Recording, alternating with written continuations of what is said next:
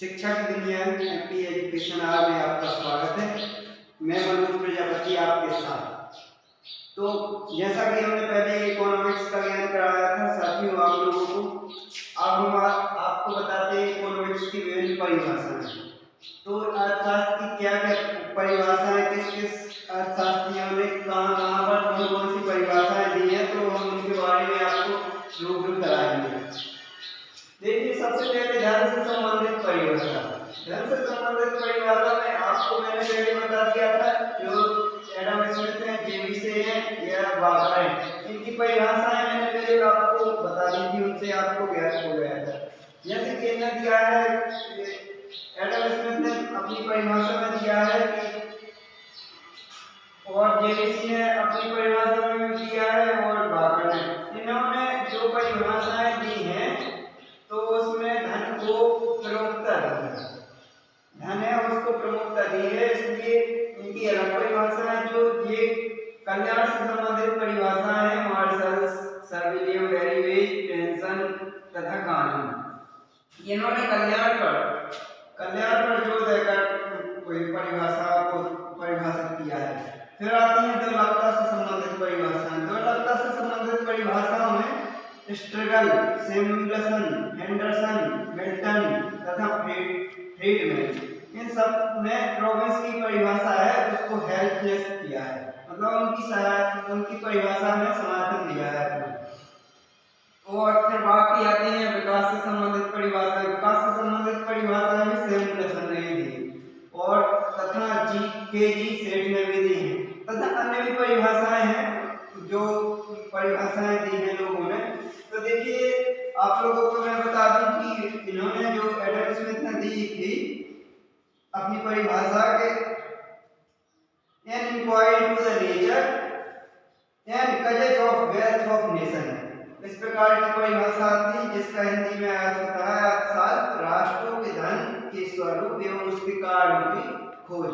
तथा जेबीसी ने दी थी कि अर्थशास्त्र विज्ञान है जो धन का अध्ययन करता है। देखिए, तीनों ने ऐसी परिभाषाएं दी थी जो धन से संबंधित थी। तो इन परिभाषाओं की विशिष्टता बाबर की और मैं बता दूं आपको कि अर्थशास्त्र ज्ञान का वह संग्रह है, अर्थशास्त्र ज्ञान का वह संग्रह है जो धन का अध्ययन करता है। धन को तीनों ने महत्वता दी है। तो इनकी परिभाषा की विशेषता क्या है? इन्होंने धन को प्रमुखता दी है। आर्थिक मनुष्य की कल्पना की है। आर्थिक यानी जो ज्यादा पैसे धन पर जोर देता है वह उस मनुष्य पर की कल्पना की है। स्वाहित को प्रमुखता। आप कहेंगे यार स्वाहित क्या होता है? देखिए, जब धन की कल्पना की जाती है तो स्वयं का हित ज्यादा व्यक्ति सोचता है। इकोनॉमिक्स में ही जैसे कि आज के समय में जो चल रही है प्रतियोगिता, उसे कहते हैं गला काट प्रतियोगिता। आदमी कुछ भी करने को तैयार है, उसे मतलब है सिर्फ धन से। धन आना चाहिए, चाहे वो नैतिकता के मध्य आए या नैतिकता के मध्य आए, मतलब जैसे कोई भी तरीका कोई भी हो, लेकिन धन आना चाहिए, उसी को कहते हैं आज के समय में गला काट प्रतियोगिता। तो स्वाहित को प्रमुखता, स्वयं के हित को प्रमुखता दी उन्होंने। अर्थशास्त्र का क्षेत्र धन से संबंधित, जितना भी क्षेत्र तुमने बताया है उसको धन से संबंधित बताया है। धन की प्रमुखता है कि पूरे अर्थशास्त्र में, और ना तो कल्याण है, न दुर्लभता, न विकास, न कोई और अन्य शब्द जो दिया है, जो दिया है धन से, जो भी परिभाषा है वो धन से संबंधित है। तभी सामाजिक डेफिनेशन है कि सामाजिक कल्याण आर्थिक उन्नति से ही संभव। वे कह रहे हैं कि सामाजिक कल्याण है, जो समाज का कल्याण है, वो वह आर्थिक उन्नति से ही संभव है। आर्थिक उन्नति समझते हैं आपकी आर्थिक उन्नति, जब रुपए पैसे से आदमी धनवान बन जाता है तभी समाज का कल्याण संभव है। अब इनकी परिभाषा की विशेषताएं तो ये हो गई। अब और भी वैज्ञानिक आए, मार्शल जी ने अपनी परिभाषाएं दी कल्याण से संबंधित, तो इनकी आलोचनाएं होने लगी। और ये बाकी जो पेंशन है, कानून है, विलियम डेरिवेज है, इन्होंने भी इनकी आलोचना जम के दवा के आलोचना की। तो इनकी पहली आलोचना यही कि धन को आवश्यकता से अधिक महत्व। व्यक्ति किसी धन कमाता रहेगा जीवन में, कल्याण और कुछ नहीं करेगा। वह समाज में आने जाने को, व्यवहार, नैतिकता, ये कुछ नहीं करेगा। धन को ही आवश्यकता से अधिक महत्व दे दिया। अर्थशास्त्र का क्षेत्र संकुचित, अर्थशास्त्र का क्षेत्र संकुचित से आशा है कि क्षेत्र संकुचित बना दिया है केवल धन के लिए। धन ही नहीं होता है, उसमें अर्थशास्त्र में और भी क्षेत्र होते हैं, जैसे कि व्यक्ति का कल्याण होता है, व्यक्ति सीखता है, और स्वभाव, बिहेवियर, मोरालिटी, ये सब चीजें होती हैं अर्थशास्त्र में भी। लेकिन इन्होंने धन पर ही महत्व दिया है, तो इनकी आलोचना भी हुई। आर्थिक मनुष्य की कल्पना गलत। इन्होंने जो आर्थिक मनुष्य की कल्पना की थी, वो आर्थिक मनुष्य की कल्पना ही गलत है। चौथा है कि धन का संकुचित है। धन का भी अर्थ उन्होंने लगाया तो वो भी संकुचित है, कोई विस्तारवादी अर्थ नहीं दिया है। पांचवा है धन का अर्थ अस्पष्ट। धन का अर्थ तो दिया है, लेकिन धन का अर्थ अस्पष्ट है।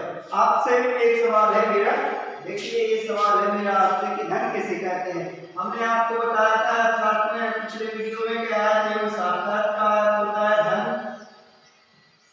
और शास्त्र का अर्थ होता है अध्ययन। तो ये तो बता दी थी हमने। आप क्वेश्चन ये होता है कि धन किसे कहते हैं या अध्ययन किसे कहते हैं, तो आपके लिए ये सवाल रहा। अगर आपसे नहीं बनेगा तो अपनी डिस्क्रिप्शन में वो वीडियो डाल दूंगा जिसकी परिभाषा धन से संबंधित है, तथा धन का अर्थ बताया गया है अध्ययन से, तो आपको मिल जाएगी।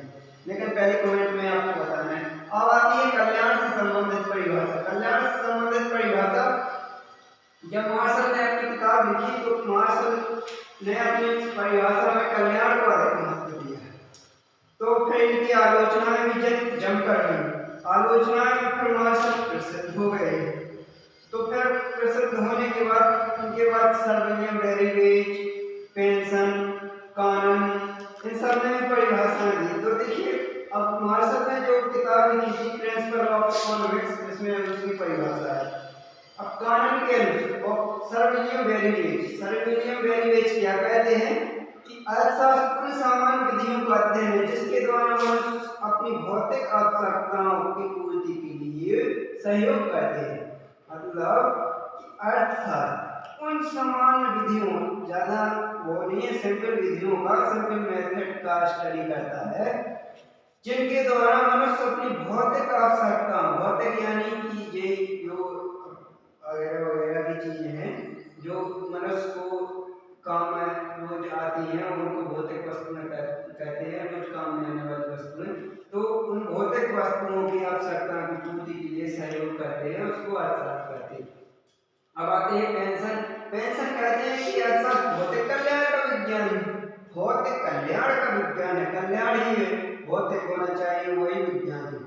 तो अब इन दोनों की परिभाषा आते हैं पेंशन पर। तो पेंशन तो हो गए कानन ने भी अपनी परिभाषा दी है, और उन्होंने भी अपनी परिभाषा में कल्याण पर जोर दिया है। तो कल्याण से फिर बाद में उनका परिभाषा की विशेषताएं भी आती हैं। तो इन्होंने अपनी विशेषताओं में लिखा है कि अर्थशास्त्र मनुष्य का अध्ययन है, जीवन के साधारण व्यवसाय का अध्ययन है, सामाजिक एवं भौतिक क्रियाओं का अध्ययन है, भौतिक सुख की प्राप्ति ही अर्थशास्त्र है, मुद्रा द्वारा भौतिक कल्याण की माप संभव है।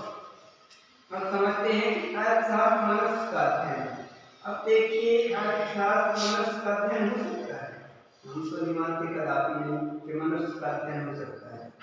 जीवन के साधारण व्यवसाय का अध्ययन है, जीवन के साधारण व्यवसाय का अध्ययन है, ये हो सकता है। लेकिन इन्होंने जीवन के साधारण का व्यवसाय का अध्ययन बताया है, लेकिन वो भी अनेक आए जो वेस्टरगार्ड, सैमुएल्सन, हेंडरसन, मिल्टन फ्रीडमैन ने इनकी परिभाषा को गलत ठहरा दिया। अब वे कहते हैं कि भौतिक सुख की प्राप्ति ही अर्थशास्त्र है। भौतिक सुख की प्राप्ति, और भी सुख होते हैं, भौतिक सुख ही नहीं होते हैं, और उसकी प्राप्ति अर्थशास्त्र है। मुद्रा द्वारा भौतिक कल्याण की माप संभव, इन्होंने मुद्रा द्वारा भौतिक कल्याण की माप को संभव किया है। तो फिर इनकी आलोचना भी जब कर गई, गजब की आलोचना है कि जब ये लोग आए थे तो इन्होंने कहा कि अर्थशास्त्र के क्षेत्र को सीमित ही कर दिया। फिर कहा कि परिभाषा वर्गात्मक है, वर्गात्मक यानी क्लासिफिकेशन है, बांटती है। फिर उन्होंने कहा कि भौतिक कल्याण की माप संभव नहीं है, वे कहते हैं कि भौतिक कल्याण की माप संभव है मुद्रा द्वारा, ये कहते हैं कि भौतिक कल्याण की माप संभव ही नहीं है। चौथी परिभाषा में कहते हैं कि कल्याण से संबंध उचित नहीं है। कल्याण से संबंध बिल्कुल भी उचित नहीं है। अर्थशास्त्र आदर्श विज्ञान नहीं, विज्ञान तो है, मानते हैं अर्थशास्त्र विज्ञान भी है, कला भी है, लेकिन ये मानते हैं कि आदर्श विज्ञान है अर्थशास्त्र। तो इन लोगों में मतभेद रहे, एक दूसरे की आलोचना भी की, एक दूसरे की विशेषताएं भी बताएं। अब आते हैं दुर्लभता से संबंधित परिभाषाएं। तो रॉबिन्स की परिभाषा थी, रॉबिन्स की परिभाषा में समर्थन भी किया है उन्होंने, स्टगल, सैमुएल्सन, हिंडरबर्ग, मिल्टन। तो इन्होंने